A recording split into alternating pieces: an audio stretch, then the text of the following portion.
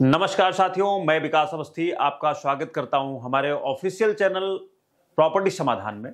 साथियों, आज मैं जो खबर लेके आया हूं उसमें आप भी पा सकते हैं मोटा मुआवजा। साथियों, आप चाहे यूपी से हो, चाहे यूपी के बाहर से, कहीं के भी आप अगर रहने वाले हैं और यमुना प्राधिकरण के क्षेत्र में अगर आप एग्रीकल्चर में इन्वेस्टमेंट कर सकते हैं तो आपको मोटा जो है मुआवजा मिलेगा। साथियों, अभी प्राधिकरण ने सारे रास्ते साफ कर दिए हैं। पुश्तैनी और गैर पुश्तैनी सभी को मिलेगा 7% आबादी भूखंड। साथियों, ये अभी पीछे कुछ दिनों की न्यूज़ है जिसमें यमुना प्राधिकरण बोर्ड मीटिंग में बैठकर ये प्रस्ताव पारित कर चुका है, जिसमें चाहे वो किसान हो या किसी इन्वेस्टर की जमीन हो, किसी ने ले रखी है, तो सबको ही समान अधिकार मिला है, सबको ही भूखंड मिलेगा, सबको मुआवजा मिलेगा। साथियों, अभी मैं न्यूज की अगर बात करता हूं तो आप देख सकते हैं, यह है यमुना प्राधिकरण पुश्तैनी और गैर पुश्तैनी का भेद खत्म करने जा रहा है या खत्म कर चुका है। इसका फायदा करीब 4,500 लोगों को मिलेगा। इसमें करीब 3,500 किसान हैं। 3,500 किसान थे और 500 लोग जो बचे हुए हैं वो इन्वेस्टर थे जिन्होंने बाद में भूखंड पर्चित किया है। तो परचेज करने के बाद में 2001 के बाद 2014 तक ये जो है योजना जो 7% भूखंड आबादी का था ये बंद कर रखा था। तो उन लोगों में निराशा फैल गई थी कि किसानों को तो मिल रहा है आवंटन जो है भूखंड का, बट हमें नहीं दिया जा रहा है। तो वो भी रास्ते साफ हो गए हैं। तो इन लोगों को 7% आबादी भूखंड मिलने का रास्ता साफ हो गया है। 13 सितंबर को होने वाली बोर्ड मीटिंग में इसका प्रस्ताव रखा गया था। यमुना प्राधिकरण का गठन 2001 में हुआ था। गठन के समय प्राधिकरण में अधिसूचित गांवों की जमीन जिन जिन किसानों के नाम पे दर्ज थी उन्हें पुश्तैनी माना गया और उन्हें ये 7% भूखंड आवंटन किया गया। तो अभी जो लोग इन्वेस्टर थे उनको नहीं दिया गया।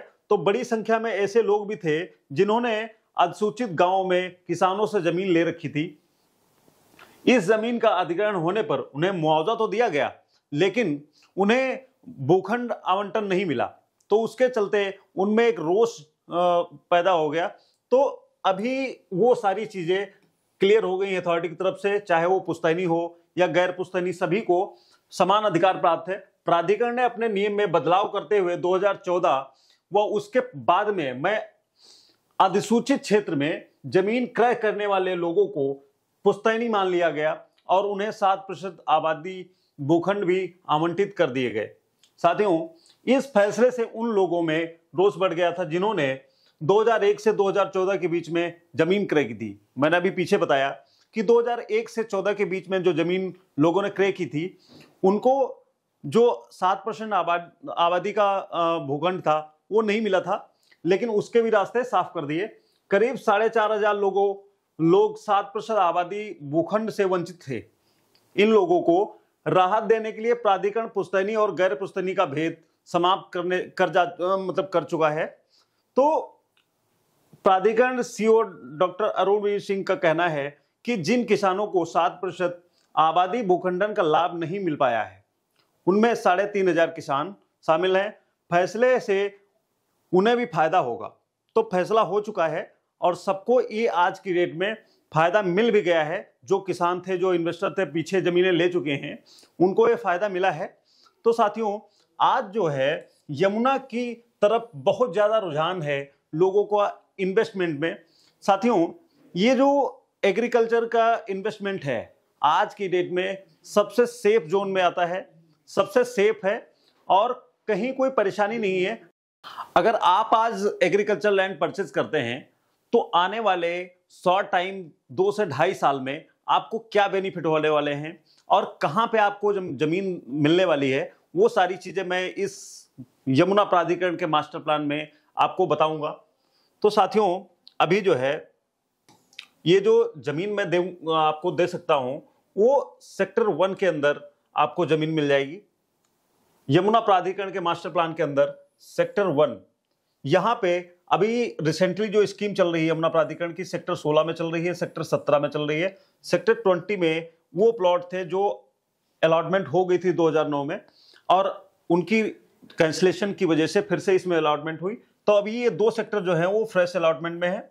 तो अभी जो नेक्स्ट स्टेप अथॉरिटी का उठने वाला है आने वाला है वो सेक्टर 1 है। तो इस सेक्टर में मैं आपको जमीन दे सकता हूं और जमीन का जो प्राइस होने वाला है 15 से 20 लाख रुपए एवरेज। आपको लोकेशन वाइज अलग अलग पैच का अलग अलग रेट मिलने वाला है। अभी ये 2031 का मास्टर प्लान है। अभी मास्टर प्लान यहां से बढ़ के ऐसे बढ़ चुका है, जो यहां पे अलग अलग सेक्टर आ चुके हैं। तो अभी आने वाले टाइम में इनमें भी सेल परचेज होगी जमीनों की। बट सबसे नेक्स्ट जो सबसे पहला सेक्टर अभी इस सेक्टर 16-17 के बाद में आएगा वो सेक्टर 1 है। तो इस सेक्टर में आप जमीन ले सकते हैं और अगर आप जमीन लेते हैं तो आपको 2 से 3 साल में क्या प्रॉफिट होने वाला है, मैं एक छोटा सा एग्जांपल आपको बता देता हूं। आपको आज की डेट में अगर जमीन लेते हैं आप सपोज दैट 17 लाख रुपए में जमीन लेते हैं, 5 बीघे 85 लाख की जमीन आपको पड़ती है आज की डेट में। नेक्स्ट 2 से 2.5 साल में क्या आपको प्रॉफिट क्या होने वाला है वो मैं बता देता हूं। आज की डेट में 30 लाख रुपए का मुआवजा है। करंट टाइम में आने वाले 2 से 2.5 साल में जो इंक्रीजमेंट होता है उसको मैं अभी छोड़ देता हूं। हर साल लगभग 10% का इंक्रीजमेंट होता है इसमें। तो यहां पे जो है करीब 1.5 करोड़ रुपए का मुआवजा मिलता है आपको। जो प्रॉफिट है नेट जो आपको बाई चेक मिलता है, इसमें कोई कटौती नहीं होती है क्योंकि किसानों की जमीन पे कोई टैक्स नहीं लगता है, विदाउट टैक्स होती है और अभी ये पूरा आपको चेक में मिलता है। बट यहां पे क्या है, अगर आपके पास बी पार्ट है तो भी थोड़ा बहुत आप एडजस्ट कर सकते हैं इसमें। तो साथियों ये तो हो गया प्राइस जो आप अथॉरिटी की तरफ से आपको मिलेगा। बट इसमें जो 7% आबादी का भूखंड मिलेगा वो मेजर है। इसमें जो है 250 मीटर का आपको भूखंड मिलेगा। 250 मीटर का आज की डेट में भूखंड का जो लगभग यहां पे प्राइस चल रहा है 7% भूखंड का, वो 30,000 रुपए का रेट लगभग हम मान के चलते हैं आज की डेट में। 30,000 रुपए आज का करंट टाइम का मिनिमम रेट है। बट आने वाले टाइम में ये रेट 30 से 50 भी चला जाएगा, 60 भी चला जाएगा। बट हम आज की डेट में इसकी कैलकुलेशन जो करते हैं वो 1 CR पे करते हैं। अगर नहीं भी बढ़ेगा तो इतना तो एटलीस्ट रहेगा ही रहेगा।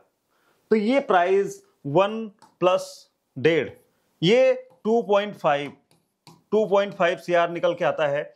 2.5 CR का नेट प्रॉफिट होता है। आप जो लगाते हैं प्राइस वो 85 है।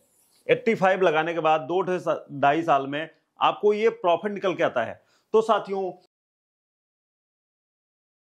इससे बेहतरीन इन्वेस्टमेंट और कोई भी नहीं है। यमुना पे अगर आप रेजिडेंशियल प्लॉट लेते हैं तब भी इतना प्रॉफिट नहीं निकल के आता है। आप इंडस्ट्री का प्लॉट लेते हैं तब भी 2 से 2.5 साल में इतना कम पैसा लगा के इतना प्रॉफिट नहीं निकल के आता है। तो साथियों अभी आप जमीन जो ले रहे हैं वो मास्टर प्लान के अंदर ले रहे हैं इस सेक्टर में। इस सेक्टर के बाद इस सेक्टर में भी जमीन ले सकते हैं, सेक्टर 14।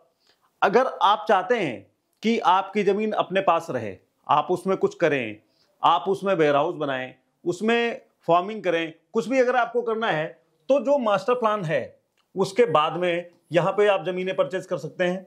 इधर की साइड आप जमीनें परचेज कर सकते हैं। जो यमुना प्राधिकरण का मास्टर प्लान है उससे जो बाहर जमीनें हैं तो उसमें भी आप जमीनें ले सकते हैं। बट वो जमीनें थोड़ा कॉस्टली होती हैं क्योंकि लोगों को पता होता है कि यहाँ पे आने वाले टाइम में मार्केट बनेंगे, स्कूल बनेंगे, हॉस्टल बनेंगे, कुछ भी बनेगा। तो वो जमीनें थोड़ा आज की प्राइस से महंगी रहती हैं।